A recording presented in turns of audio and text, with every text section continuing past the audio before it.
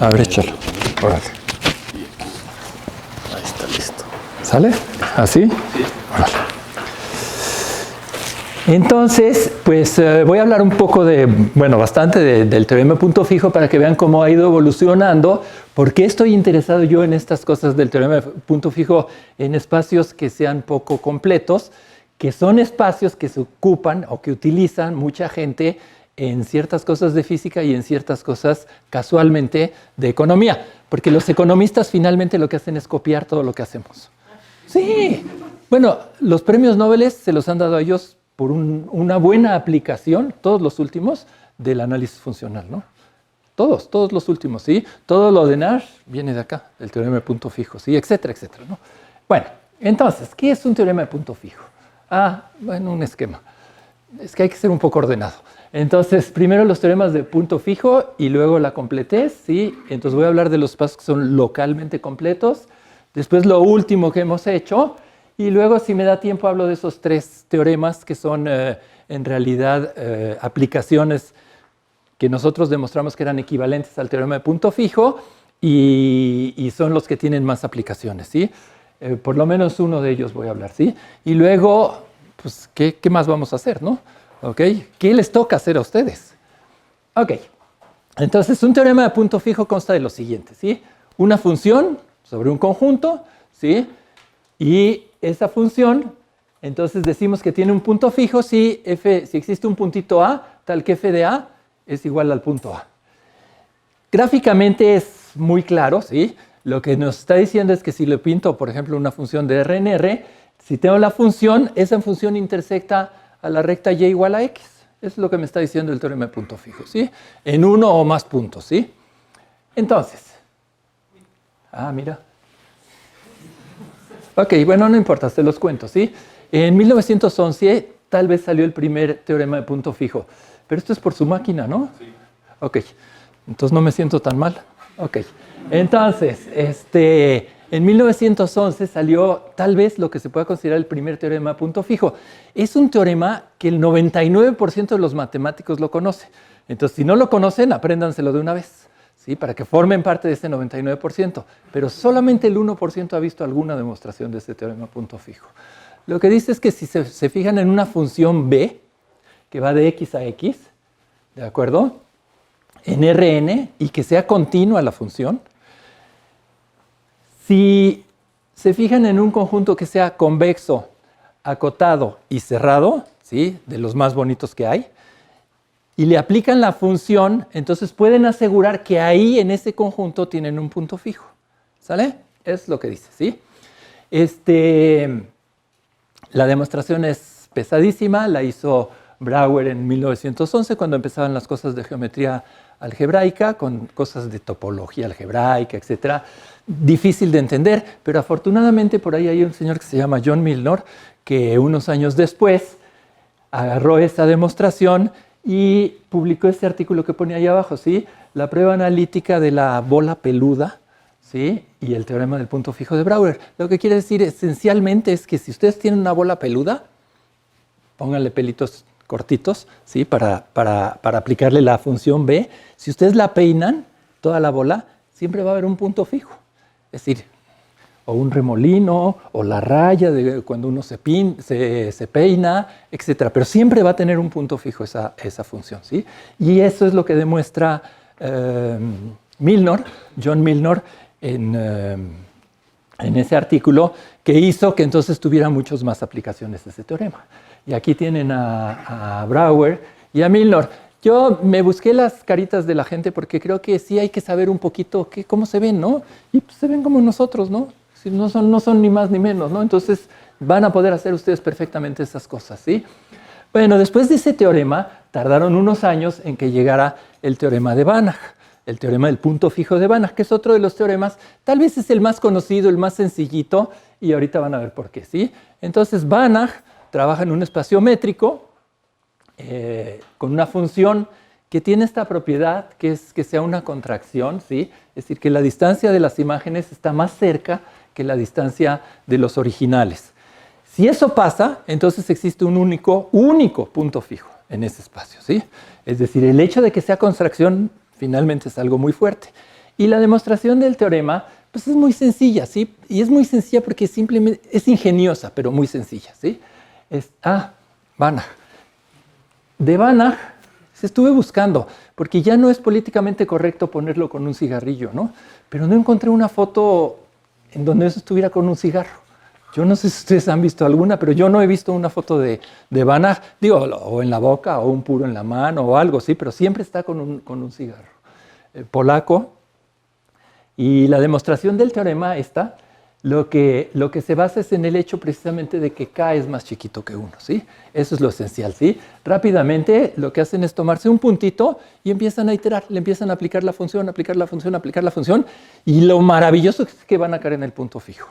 Es decir, empiezan por demostrar que tienen una sucesión de Cauchy, y como el espacio es completo, entonces caen en el punto fijo. Entonces lo esencial dentro de este teorema es que el espacio sea completo, ¿sí? Por eso a mí me importa buscar espacios que sean más débiles. Ok, después de esto viene el teorema de Kakutani, que bueno, pues ustedes lo pueden ver, es japonés, está en japonés, ¿no? Está en japonés, ¿sí? Ok, Kakutani es japonés, se los voy a enseñar primero para que sí me crean, ¿sí? Sí es él, sí, y ahorita les cuento el teorema cómo es, ¿sí? Ahorita les cuento el teorema de Kakutani, ¿sí?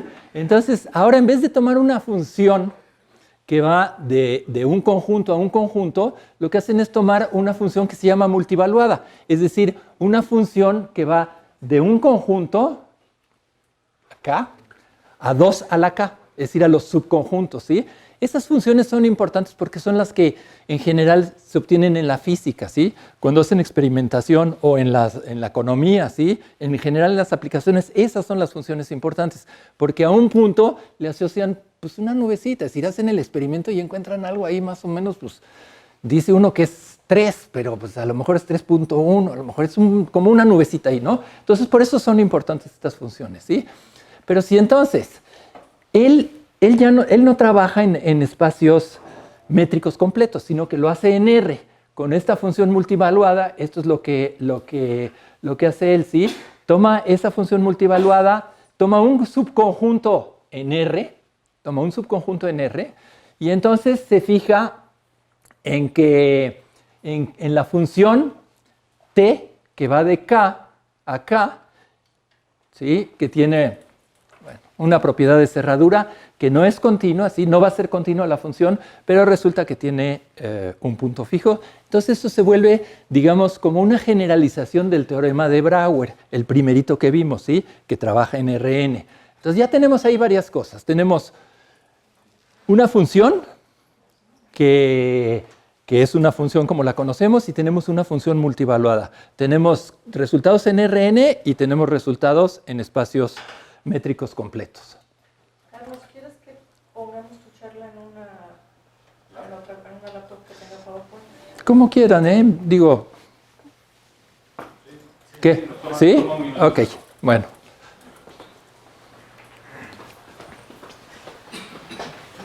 Gracias. Esa no la otra vez, ¿no? Memoria. Ah, sí.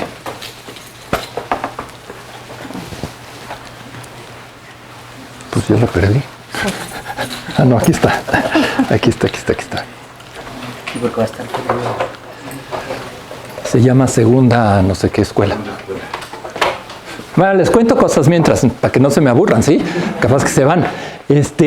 Yo cuando trabajé aquí en el Instituto de Matemáticas, a mí me tocó que construyeran este salón. Llegaba como hasta ahí, llegaba hasta la puerta. Y lo construyeron en honor a la maestra Graciela Salicrup, que ustedes no saben quién es, pero también tuve la gran suerte de que estaba 2 oficinas al lado de la mía, ¿sí? De donde está Magalí, 2 para allá. Y ella hacía cosas de topología. Entonces, en esa época, en el instituto, si ustedes se fijan en las escaleras, ahorita tienen un horror de cosas de plástico debajo de los barandales. Y eso es por ella, porque ella siempre llegaba temprano al instituto y ahí iba a la biblioteca, sacaba sus artículos, no sé qué, y una de esas veces iba leyendo su artículo, para que se pongan abusados, iba leyendo su artículo, plum, plum, plum, se pasó de su piso, que es el segundo, llegó al tercero y dijo, ay, aquí ya no es mi piso. Entonces se dio la vuelta inmediatamente, se tropezó y se fue por la escalera para abajo y se murió. Entonces pues le hicieron el salón en su honor y era una mujer súper encantadora, ¿sí? Allí la tienen detrás, ¿sí? Ella es Graciela. En una época, digo, me da gusto, hay poquitas, pero me da gusto ver que hay mujeres, ¿sí? Pero en una época en que casi no había mujeres, ¿no?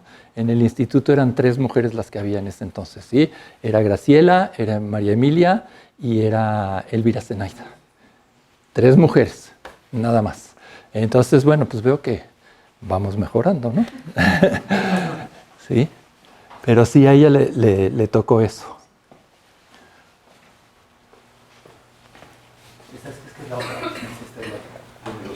Ah, es el rojo. Perdón. Pero si quieren les hablo de otra cosa. No, es el otro, es el otro. La otra memoria. Perdón, Ya es no esta. encontramos el archivo. Es esta. Ay, creí que te había dicho. Sí, es ese, sí.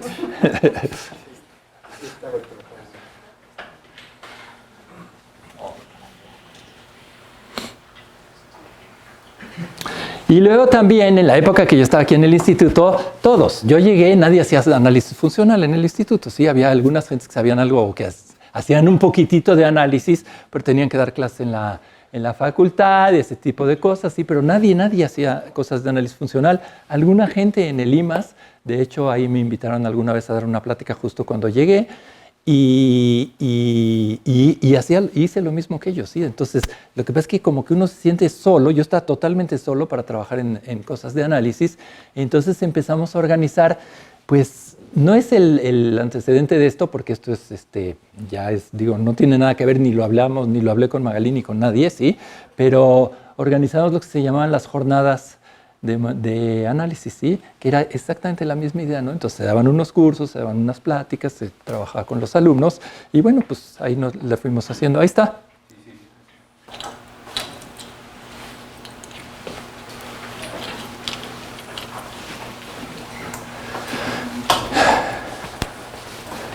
Bueno, me puedo saltar algunas, ¿no?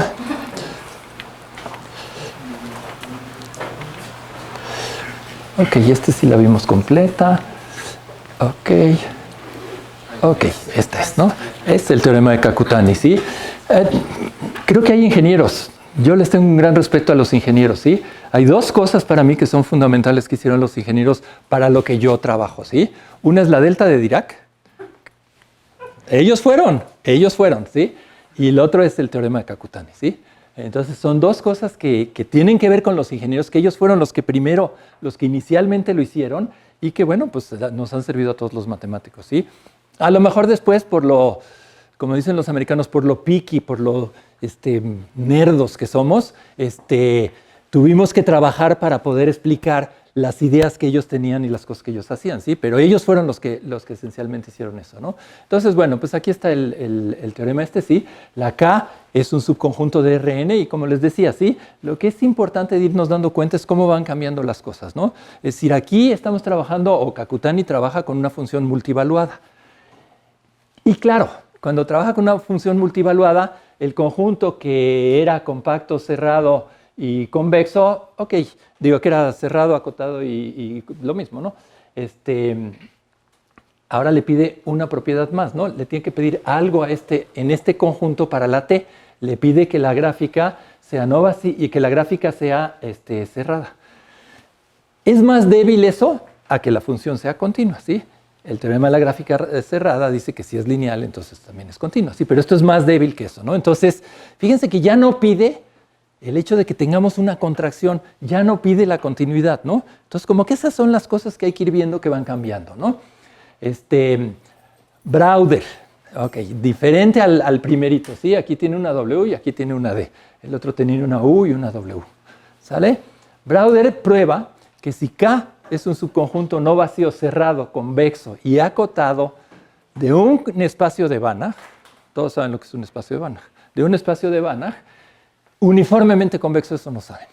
Ok, uniformemente convexo quiere decir esto. A ver, vamos a hacerlo así. Por ejemplo, ustedes saben que en Rn todas las bolas son equivalentes, ¿sí? Entonces, por eso ni nos preocupamos en RN, no nos acalambra RN, ¿no? Es decir, no hay necesidad de trabajar nada diferente, ¿sí? Pero, sin embargo, la geometría es muy distinta, ¿sí? Es decir, una cosa es tener una bola así y otra cosa es tener una bola así. Otra cosa es tener una bola así, ¿sale? Es decir, si ustedes se dan cuenta, esta es como que la curvatura, la convexidad, va todo en el mismo sentido, ¿sí? Y aquí tienen picos, entre otras cosas, ¿no? ¿Sí? Entonces, como que tienen aquí lados o caras, ¿no? Si lo hubiéramos en dimensiones más grandes, ¿sí? El que sea uniformemente convexo quiere decir que es suavecito por todos lados, que es uniformemente convexo. No es una bola de este estilo, porque estamos hablando de dimensión infinita, sí, pero es uniformemente convexo, ¿sí? Es decir, que está suavecito, redondeado por todos lados, que no es como un balón de fútbol americano que tiene picos, no es como, no sé, como un poliedro regular que tiene caras, ¿no? Eso es lo que no se permite. Eso lo que hace es que el espacio, que han de haber oído también hablar, que sea reflexivo. No es tan trivial la prueba, pero eso es lo que hace, ¿sí? Que el espacio resulte que sea reflexivo. Ok, entonces, en un espacio sabrosito, ¿no? Tenemos que si T es no expansiva, aquí le da chance de que la K valga 1. Es decir, como que aumenta un poquito más y toma un espacio pues, muy peculiar, ¿no? Entonces tiene un punto fijo. ¿Ok? Y este es... Ah, no encontré foto de Browder. Ok, por eso no está. ¿Sí?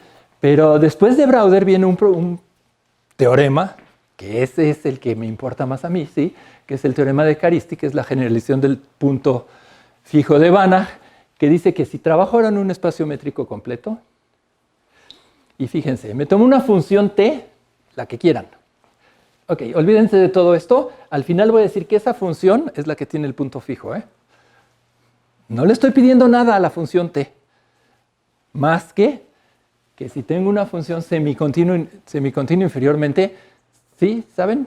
Ok, que si no es continua, ¿sí? Si tiene un saltito, es el de abajo, es inferior, ¿sale? El valor de la función es el de abajito, ¿sale? Entonces, y es acotada por abajo. Entonces, si los puntos X tienen esta propiedad, pero fíjense que aquí además me estoy relacionando X con T de X. Y la función F. Es decir, como que uno dice, ¿qué eso no existe? ¿Qué es eso, no? Es decir, ¿qué tipo de propiedad es la que me están poniendo ahí? Está rarísima esa propiedad, ¿sí? Ok. Pero si eso pasa, entonces tienen un punto fijo. Y bueno, y si les dije que es importante es porque, pues sí es. En particular, vamos a ver que si T es una contracción, esta condición es papita. Es decir, que todas las contracciones tienen esta propiedad. Entonces, efectivamente, sí es una generalización del teorema de Banach, ¿no? Entonces, vamos a hacer la cuenta, ¿sí? Voy a llamar a K la constante de contracción.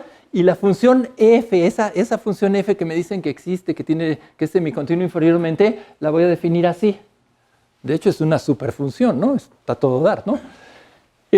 Como t es una contracción, t es contracción por hipótesis, entonces tengo esta propiedad. Ok, si a los dos lados le sumo algo así, ¿no? Sí. Si lo paso para acá y lo paso para acá y a los dos lados le sumo entonces tengo la siguiente desigualdad, ¿no? Y si las acomodo bien, entonces tengo esto, que utilizando la propiedad de cómo definí f, es exactamente lo que tengo ahí abajo, ¿no? Entonces es una demostración bien sencillita, pero que nos prueba que efectivamente el caso de las contracciones, pues es un caso particular de este. Ok, ¿qué es lo odioso del teorema de Caristi? Van a ver qué es lo odioso. Que la prueba de Caristi es por inducción transfinita. Y digo, la verdad es que los analistas no nos gusta mucho eso, ¿sí? Bueno, me la eché, me costó. De hecho, hasta puse luego a una alumna, la convencí de que era muy interesante, que tenía que saber otras técnicas, y entonces con ella hizo su tesis de licenciatura, y bueno, pues yo ya me quedé muy tranquilo. Y luego encontré, obviamente, sí, en particular los asiáticos, que me parece que tampoco les gusta mucho todo esto, hicieron varias demostraciones distintas, mucho más económicas, que ya no utilizan eso y todo, ¿no? Pero lo que me parece maravilloso de este hombre Caristi es que haya hecho, o que se le haya ocurrido hacer la demostración utilizando inducción transfinita, ¿sí? Ok, pero lo más importante es lo que salió después, que es el teorema de Weston, o el artículo que publicó Weston, en donde indica que el teorema de Caresty es una caracterización de la completez. Miren, les voy a explicar. De aquí para abajo, esto implica que el espacio es completo. Una maravilla, porque no tenemos muchas caracterizaciones de completez, ¿sí? Entonces, este cacho, digo, hablando así rústico, ¿no? Este cacho implica que el espacio es este. ¿Y cómo hace la demostración? Dice, ok, voy a ver que no se cumple esto y que entonces el espacio no es completo. Es un artículo como de unas 6, 7 páginas, muy ingenioso también. Y bueno, esas son de las cosas que a mí me interesan, ¿no? Es decir, porque relacionar cosas como, es decir, de ida ya sabemos que está muy fácil, ¿no? Es decir, si el teorema de Banach ya sé que tengo un punto fijo, ¿no? Pero que si tengo un punto fijo, entonces el espacio obligatoriamente tiene que ser completo, es como que se relacionan teorías diferentes, ¿no? Es decir, porque es una teoría métrica completa con una teoría con una cuestión de desigualdades y cosas de ese estilo, ¿no? Entonces son teoremas bien interesantes eso. Ok, una vez así hecho esto, perdón, les voy a contar aquí. Tenemos varias posibilidades, ¿no? Es decir, ok, está este teorema. Y por ahí más adelantito les voy a decir la pregunta que hizo un matemático y lo vamos a ver y todo. Pero ¿cómo puedo generalizar o cómo podríamos generalizar este teorema? Pues la primera sería cambiar esto, ¿no? ¿Sí? Tomar aquí otro tipo de espacios. ¿Sí? En particular yo lo que hago es quitarle esto.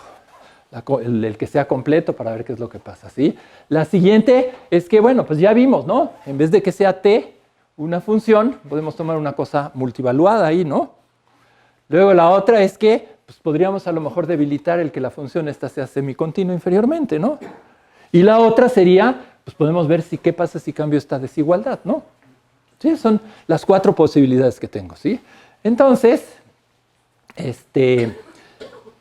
debilitar la métrica de, ok, esto les voy a decir más adelante, nosotros tomamos espacios que se llaman localmente completos, de los que les voy a hablar en un minuto, ¿sí? La semicontinuidad, hay una generalización que hicieron también unos chinos sobre la semicontinuidad inferior, también usamos esa semicontinuidad.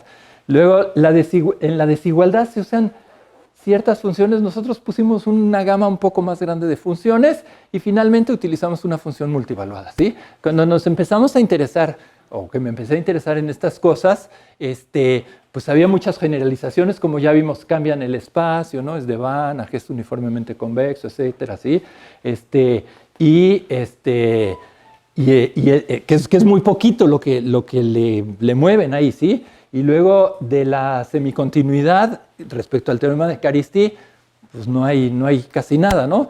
Y en donde hay muchas generalizaciones es en las funciones y en las desigualdades y en la función multivaluada. Ahí sí hay muchas generalizaciones, ¿sí? Hay muchas cosas que se han hecho y que después se aplican, obviamente, ¿sí?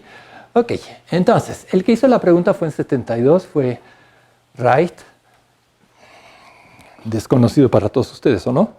Ok, bueno, tiene, al revés, eso, tiene 473 artículos y 6,000 y feria de citas en el Mass Science Net, ¿no? Entonces, sí es un desconocido, pero bueno, algo ha de haber hecho, ¿sí? Es muchísimo, para un matemático es muchísimo, ¿sí? Muchísimo, ¿sí? Ok, en el artículo que viene aquí, que tiene 130 citas, obviamente, porque es donde plantea cómo, a ver si se puede generalizar el teorema de punto fijo de esta manera. Es decir, tomando un espacio métrico completo a un conjunto acotado, T multivaluada, fíjense que no cambia el espacio, T multivaluada, tal que T de X es un conjunto cerrado no vacío, tal que la distancia de Hausdorff, es decir, es el mínimo de las distancias de estos dos conjuntos, es menor o igual que phi por d de x y, para todo x y aquí. Se toma una función phi, y entonces toma esta función phi, que es la de la desigualdad, se la toma que tenga esta propiedad. Es decir, que crezca más despacito que y igual a x, finalmente, ¿no? Y entonces pregunta, dice, ¿alguien me puede decir si eso tiene un punto fijo o no? Pues no, todavía no le pueden decir. Entonces, desde 72 no le han podido decir si eso tiene o no tiene un punto fijo, ¿sí? Nuestra contribución fue en 2010, en donde nosotros vimos, cambiamos el espacio localmente completo, ¿sí? Las phis son de las que él más o menos toma, ¿sí? Y entonces nos tomamos una función f semicontinua localmente. Ahorita les voy a explicar todas estas cosas, ¿sí? Acotada por abajo, y me tomo t que sea multivaluada con valores distintos del vacío, ¿no? Es decir, que sí tenga sentido mi función. Entonces, si existe un disco de Banach, ahorita les explico de qué se trata, ¿sí? Tal que para cada x está en ese disco de Banach y se cumple esta propiedad, entonces tenemos un punto fijo, ¿no? Es decir, fíjense que la desigualdad pues es una desigualdad bien estándar, ¿no? Es decir, aquí simplemente tengo una manera de medir la distancia entre estos dos puntos, lo altero, le pongo ahí una funcioncita que haga cosas, y luego tengo que, si esto pasa, la función esta f, entonces tengo que t resulta que es que tiene un punto fijo. Ok, entonces, pues les voy a contar un poquito de estas cosas que a mí es donde me siento como pez en el agua, ¿sí? Cuando ustedes estudian siempre hay dos partecitas, ¿sí? Es decir, se llevan sus cálculos, se llevan sus algebritas, ¿sí? Y siguen, ¿no? Y siguen así, y luego llevan topología y llevan el álgebra. La gracia del área que yo hago es que se mezclan esas cosas de una manera maravillosa, ¿sí? ¿Y cómo se mezclan? Como se deben de mezclar las cosas, ¿sí? Y les voy a explicar por qué, cómo se deben de mezclar las cosas, ¿sí? Entonces, en un caso tienen estas cosas, en otro caso tienen estas cosas, ¿sí? En un caso pueden hablar de continuidad, en otro caso pueden hablar de operaciones. Entonces, ¿cómo las voy a mezclar? Pues lo mismo que como le hacemos con el menor o igual, con el producto, ¿no? Es decir, tengo que dar una recetita para ver cómo se mezcla el producto con el menor o igual. Si A es menor que B, entonces AC es menor que BC, siempre y cuando C sea positivo, ¿no? Y así se mezcla el producto y el orden. Aquí mezclamos las operaciones del espacio vectorial con la continuidad. ¿Y qué es lo que pedimos? Simplemente pedimos que la suma y el producto sean dos operaciones continuas. ¿Ok? Eso es lo único que se pide. Y luego hay distintas cosas, ¿no? Es decir, si tengo un producto interno y ese producto interno me da una norma, entonces voy a tener que se me mezclaron estas dos cosas, y son los espacios de Hilbert. Si no tengo producto interno, pero que tengo una norma y el espacio resulta también completa, entonces tengo un espacio de Banach. Si no es norma y es nada más métrico, entonces tengo un espacio de Fréchet. Y luego tengo los que me interesan a mí, que son los que miden con familias de seminormas. Las seminormas son un poquito, digo, los que sepan muy bien, los que no es un poquito más débil que una norma. Ya, con eso van a tener para entender más o menos de qué se trata. Ok, entonces estos son espacios en donde yo voy a trabajar. El de Hilbert es completo, el de Banach es completo, el de Fréchet es completo, y a este no sé nada de la completez. Entonces le voy a pedir algo para que sea completo, ¿sale? De hecho, este tipo de cosas los empezó a estudiar Laurent Schwartz, al que le tengo un súper gran aprecio, y Grothendieck, al que le tengo una súper gran admiración. Entonces, aquí está la definición de una seminorma, ¿sí? El hecho es que si P de X es 0, no implica que X sea 0. Esa es la única diferencia, ¿sí? Todo lo demás se porta muy bien, ¿sí? Definimos las bolas unitarias, ¿sí? Pero más aún, estas bolas unitarias son a todo dar porque son bien convexitas, ¿sí? Es decir, funcionan muy bien para eso, ¿sí? Y luego voy a definir lo que es un disco de Banach. ¿Se acuerdan que por ahí hablaba de un disco de Banach? Tengo un disco de Banach si el conjunto está acotado, olvídense absolutamente, y convexo, ¿sí? Es decir, que tiene esas dos propiedades. Y cerrado, ¿ok? ¿Sale? Y entonces, ahora me fijo en este conjunto y me fijo en el espacio generado por este B y lo llamo E sub B. Ese es un subespacio vectorial del espacio E. Y a ese espacio le puedo dar una seminorma, que en realidad si B es acotado, esta es una norma, ¿sí? Esta ρ sub B es una norma, que es el ínfimo de las P de X, PB de X, es el ínfimo de las lambdas positivas, tal que a X la meto en el conjunto B. ¿Sale?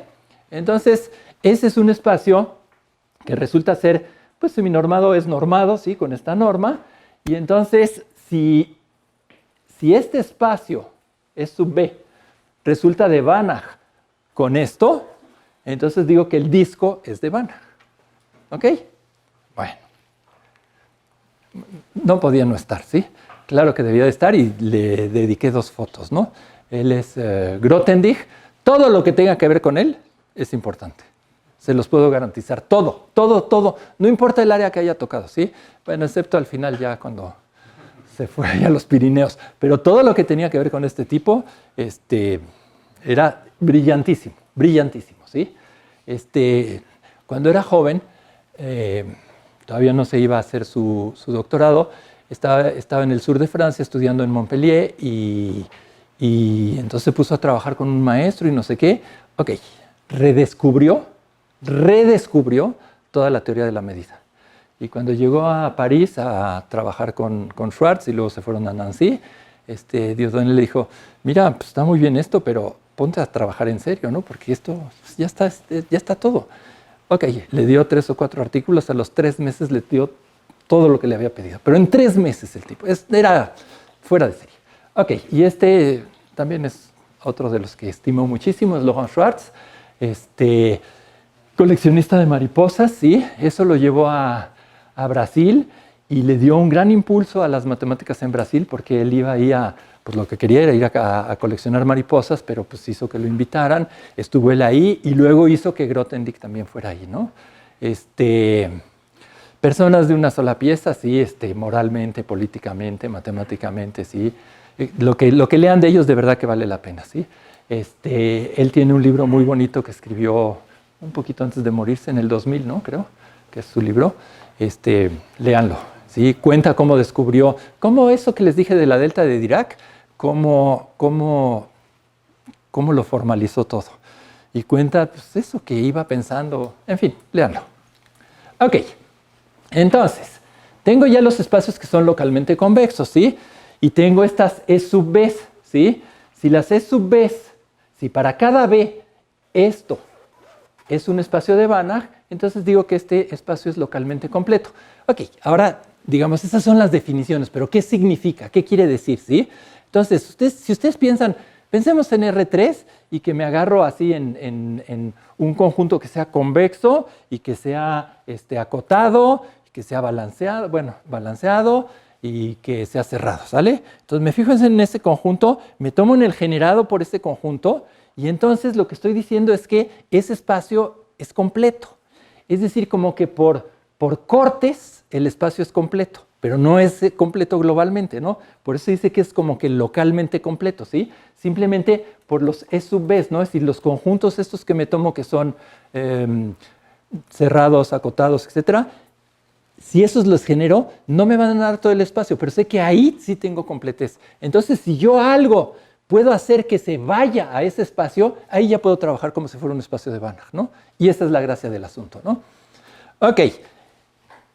De Wilde en 78 fue el que desarrolló todo esto. De Wilde hizo su tesis doctoral con Grothendieck, pero en 70 y tantos, Grothendieck, un poquito antes de esto, en 72, 73, dejó de trabajar, dijo que ya estaba, por distintas razones, harto, entonces ya lo dejó colgado y entonces se tardó 5 años más en terminar su tesis, ¿sí? Ok. ¿Hay espacios que son localmente completos? Claro, hay muchísimos. Todos los de Banach son localmente completos, ¿no? Ya son un chorro, ¿no? Pero fíjense que si se toman un espacio de Banach y le dan la topología débil, no obligatoriamente va a ser completo, pero sí casi siempre es localmente completo, ¿sí? Entonces ahí tenemos muchos espacios en donde si les cambiamos la topología, la cuestión de completez no la tenemos, pero sí tenemos como por tajos la completez, ¿no? La completez local, ¿sí? Obviamente, si cualquier secuencialmente completo es localmente completo y en espacios métricos, todos los conceptos de completez coinciden, ¿sí? El de secuencialmente, el de localmente, etcétera, ¿sí? Entonces, los espacios con los que yo quiero trabajar son espacios que no son completos, ¿de acuerdo? Porque quiero que sean nada más localmente completos, no quiero que me meta el ruido de la completez totalmente, ¿sí? Ok, y aquí está la pregunta de Reich nuevamente, y este es Reich, ¿sí? Están sus fotos, aún vive, es israelita. Y no me quedé satisfecho con lo que habíamos hecho en 2010 y seguimos trabajando. Y entonces hicimos una cosa muchísimo más complicada, como pueden ver ahí, ¿sí? Es decir, de hecho aquí no les voy a explicar muchísimo de esto, ¿no? Pero nuevamente fíjense que aquí les aparece una función multievaluada, que les aparece la función phi, que va a ayudarles para las desigualdades, que ahora van a ser un poquito diferentes, ¿sí? Porque utilizo aquí esto, esta es la imagen con respecto a una seminorma, en fin, se vuelve muy complicado. Se vuelve muy complicado, pero sí tiene, que eso es lo maravilloso, sí tiene muchas aplicaciones este teorema, y ahorita les voy a hablar de una de ellas nada más, ¿sí? Entonces eso es lo que hicimos este año, y además estoy muy contento porque lo hicimos con, bueno, toda esta gente ha trabajado en esto, todos son mexicanos, sí, pero estos son realmente mis colaboradores, y si pongo a los demás, pues que a mí ya me conocen, pero que los conozcan a ellos por si se los encuentran, ¿sí? Ellos son también mis colaboradores, ¿no? Trabajamos juntos como en un seminario y de ahí nos van saliendo estas cosas, ¿sí? Ok, pero lo importante es decir, pues ya, qué padre, tengo mi teorema de punto fijo. ¿Y luego para qué me sirvió? Sí me sirve porque justifico mi trabajo, ¿no? Pero digo, ¿para qué me sirvió de verdad, no? Es decir, ¿qué es lo que, a dónde fui? No he alcanzado a resolver el problema que planteó Reich, ¿sí? Porque no lo he alcanzado a resolver, ¿sí? Tengo cosas en cierto sentido más generales, en otros sentidos más particulares, ¿sí? No lo he podido resolver, pero, ok, ¿qué más hice? Ahí les va. Entonces, hay tres teoremas que son de aplicaciones que pudimos demostrar que nuestro teorema era equivalente a ese. Y eso sí es una diferencia, ¿sí? Eso es una diferencia porque estos son teoremas que la gente utiliza, ¿sí? Entonces, cuando tienes un teorema en donde tú no utilizas la completez del espacio, sino que algo más débil, y que es equivalente a alguno de estos, lo van a utilizar. Y eso sí es lo que es importante, ¿sí? Ok, como ven, todos son teoremas que tienen el sabor de las aplicaciones, ¿no? El principio de minimización, por favor. El principio de Ekeland, la eficiencia de Pareto, ¿sí? Y les voy a contar un poquito sobre la eficiencia de Pareto. Esto empezó con Pareto, este es un 1, 1923, con Wilfredo Pareto, y él en realidad lo que hacía era aplicar las matemáticas a la economía o a las cosas económicas, ¿sí? Entonces, la eficiencia de Pareto habla de lo siguiente, dice que dada una asignación inicial de bienes, nos cuesta, porque nosotros no estamos acostumbrados a eso, ¿sí? Sería mejor si les digo, dada una XY. Ok, piensen que es así, ¿sale? Piensen que es así, no, es que cuesta un poquito entender esas cosas, ¿sí? Dada una asignación inicial de bienes a un conjunto de individuos, un cambio a esa asignación diferente, digamos, que se va uno a un cambio distinto, a una X y a una Y diferente, ¿sí? Que hace que al menos una persona mejore sin que ninguna otra empeore, se llama una mejora de Pareto. Lo cual tiene sentido, ¿no? Es decir, si tenemos asignados a tal persona ciertos bienes, si yo lo muevo tantito hacia arriba y no perjudico a las otras personas, entonces digo que estoy haciendo una verdadera mejora, ¿no? Es decir, porque los demás quedaron igual y él mejoró, entonces es una mejora, ¿sí? Y una asignación es óptimo de Pareto, o la mejor, ¿sí? O un Pareto eficiente, en el caso en el que se puede hacer, en el que ya no se puede hacer una mejora, ¿no? Si ya no me puedo mover para ningún lado a menos que perjudique a alguien, ya no es una mejora, ¿sí? Entonces, por ejemplo, estas son mis aplicaciones, pero le entiendo, ¿sí? Piensen que tengo una fábrica que produce galletas y libros, ¿sí? Sé que a lo mejor no es lo más afortunado, pero bueno, ¿sí? Piensen que tenemos una fábrica que produce galletas y libros y tengo aquí una asignación, ¿sale? Bueno, con el dinero que yo invierto en esa fábrica, pues lo más que puedo hacer son estas, ¿no? Es decir, si produzco este número de libros, ya no produje galletas, ¿sí? Si se producen estas galletas, pues ya no tengo libros, ¿no? ¿Ok? Y tengo esta asignación a una de las personas, ¿no? Tengo esa asignación, ¿no? Eso es lo que estoy produciendo ahí en ese momento, ¿sí? Entonces, si ustedes se fijan, yo me puedo mover hacia acá sin que se perjudiquen las galletas. ¿Sale? O me puedo mover hacia acá sin que se perjudiquen los libros. Entonces, bueno, pues si me muevo tantito para acá, entonces tengo que una mejora de Pareto, ¿no? ¿Sí? Ok, pero también me puedo mover hacia arriba y mejoré los dos, ¿no? Lo cual, pues, van a estar muy contentos las producciones de libros y de galletas, ¿sí? Pero llega un momento en que ya no me voy a poder mover, ¿no? ¿Sí? Es decir, si esto lo pongo aquí, pues ya toco este puntito y ya no me puedo mover. Si me voy para acá, desmejoro las galletas. Si me voy para acá, desmejoro los libros, ¿no? Entonces ese es lo que se llama un óptimo de Pareto. ¿Sale? Ok. No, pues me fui para atrás. Ok, hay otro principio, que es el principio variacional de Ekeland. Tampoco lo voy a explicar mucho más que así en dibujitos, porque de verdad que nos queda mucho más claro y para mí es mucho más importante entender qué es lo que estoy haciendo finalmente, ¿sí? Ok, pero esto es lo que dice, un chorro de desigualdades, un chorro de... ¿Le cortas tantito en lo que me desvisto? Gracias. Ya me dio calor. No, son así, ¿no? Sale. Ok, entonces, el principio de Ekeland, al final de cuentas lo que me está diciendo, y ahorita se los voy a explicar con una grafiquita, ¿sí? Lo que me dice es que si tengo una función que está acotada por abajo, ¿sí? Acotada por abajo, y me tomo un valor de la función que es un poquito más grande que el ínfimo, ¿sí? Al ínfimo, pum, me subo tantito, ¿sale? Entonces, si a esa función la altero tantito, alcanzo su mínimo. Y el mínimo es un punto que está muy cercano a x0. ¿Ok? Ahorita en el dibujo lo van a entender mejor. Este es Ivar Ekeland, que sí tuve el chance de conocerlo. De hecho, lo conocí en Guanajuato en unas conferencias que hubo. También es un tipo súper. Él no creía, pero su teorema tuvo un súper éxito. Y no creía, dice, pues es que así como nosotros, ¿no? Así que agarras tu teorema, lo publicas y lo mandas, y de repente empezó a tener una cantidad de aplicaciones impresionantes. Ok, esto es lo que les voy a contar, así que se los digo aquí. Ok, aquí tienen esta función f. Digamos que está acotada aquí, que es mayor que 0. Y entonces, ¿qué es lo que hago? Me fijo en un punto, me fijo en epsilon. Y me fijo un valor de la función, ¿sí? Que sea más chiquito que, bueno, en este caso que epsilon, ¿sí? Porque así me lo tomé, pero que el ínfimo más epsilon, ¿no? Entonces, por ejemplo, este valor, aquí en f de x, ¿sí?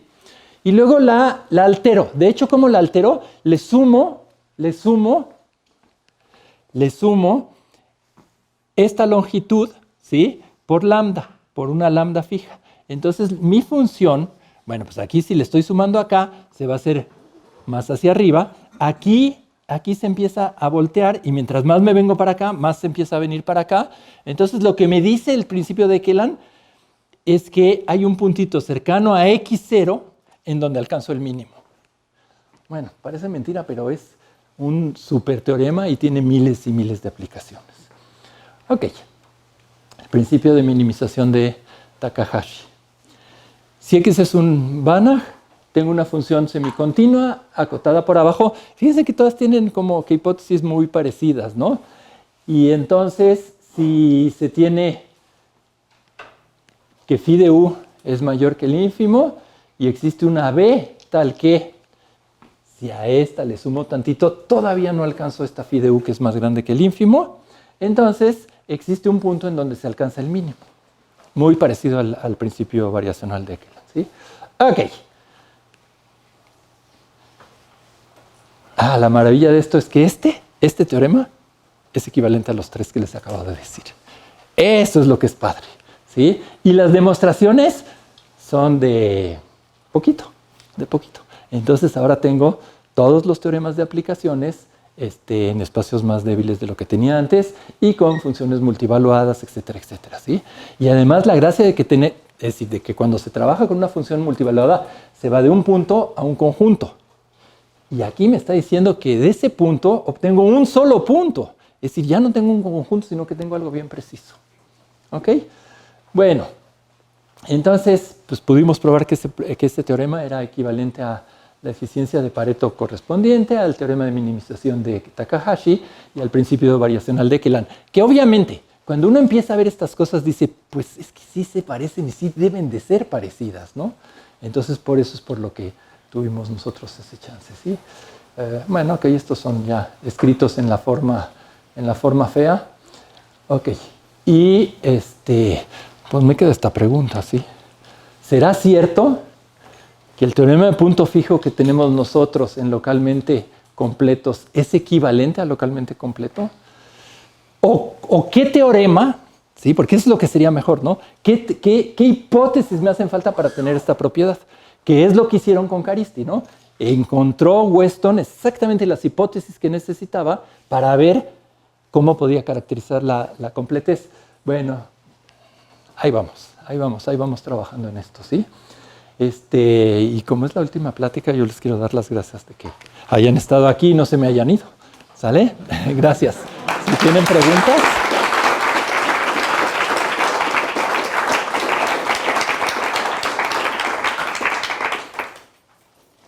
¿Hay alguna pregunta o comentario?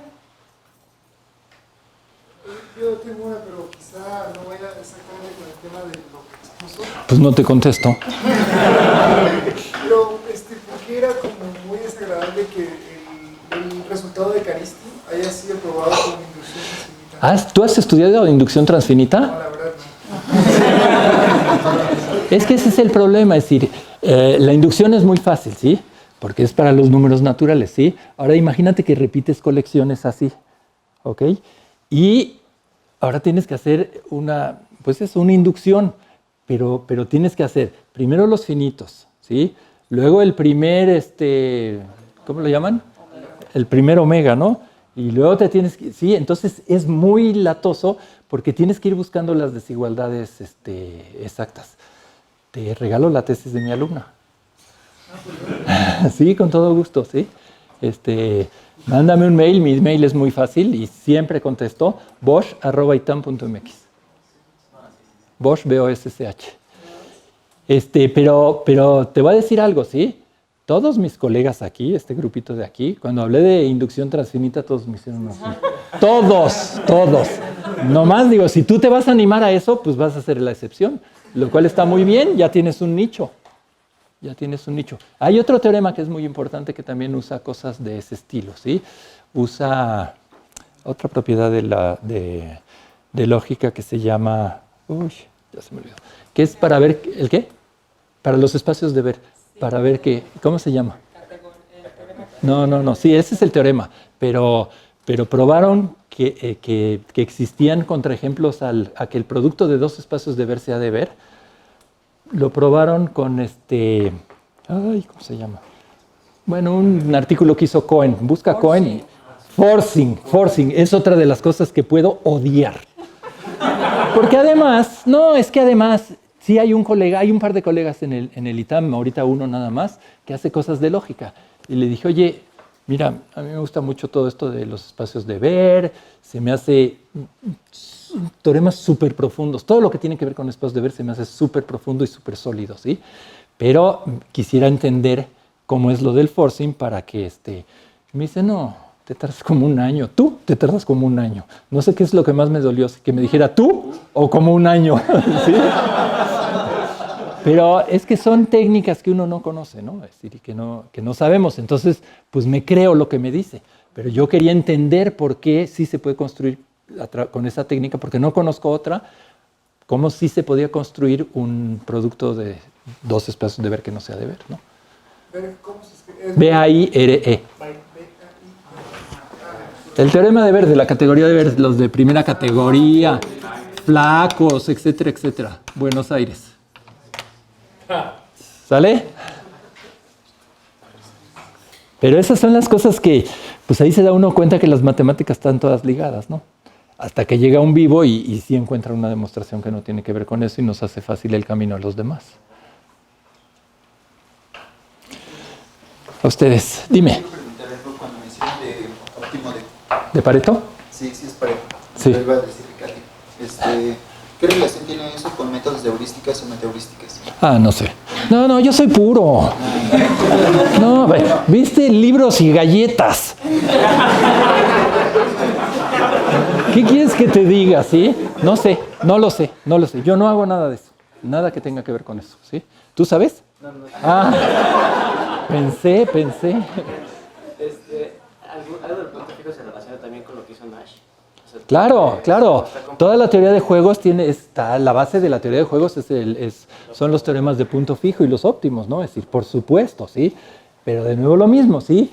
Yo sé, y te puedo hacer un ejemplito de lo que hizo Nash, pero ya entender todo lo que hizo y cómo usa fuertemente eso, y eso ya no puedo, ¿sí? Porque estoy en otro, como que no tengo la capacidad de las aplicaciones, nunca me entrené para las aplicaciones, vamos a ponerlo así, ¿sale? ¿Alguna otra pregunta? Gracias, Carlos.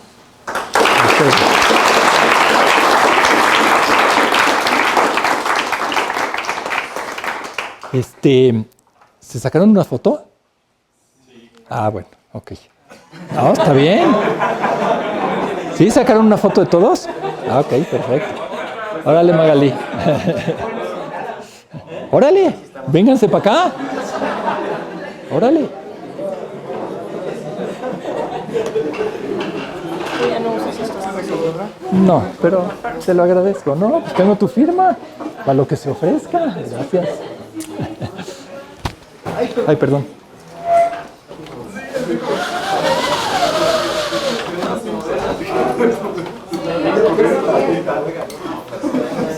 No se vayan sin constancia, ¿eh? Digo, si quieren constancia. Yo lo que le digo. Perdón, nuestro colega lógico es Miguel Ángel Mota. Claro. Sí, Pues claro que sí. Y me maltrata de miedo. Pero yo también me desquito, ¿eh? No te creas. Claro que es él, sí. Claro que es él, sí.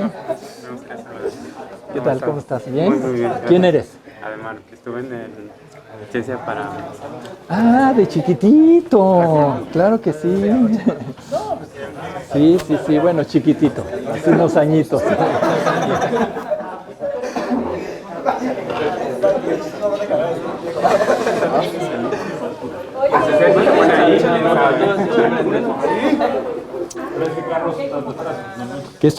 Aquí estoy. Sí.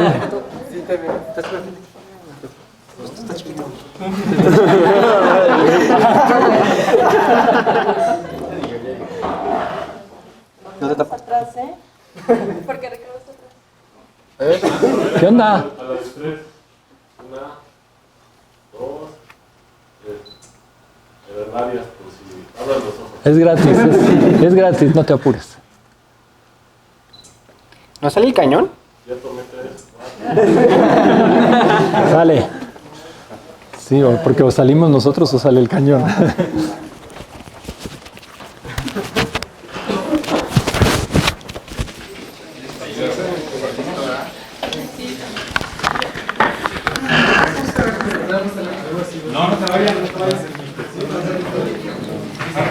Qué amable, muchas gracias. ¿Qué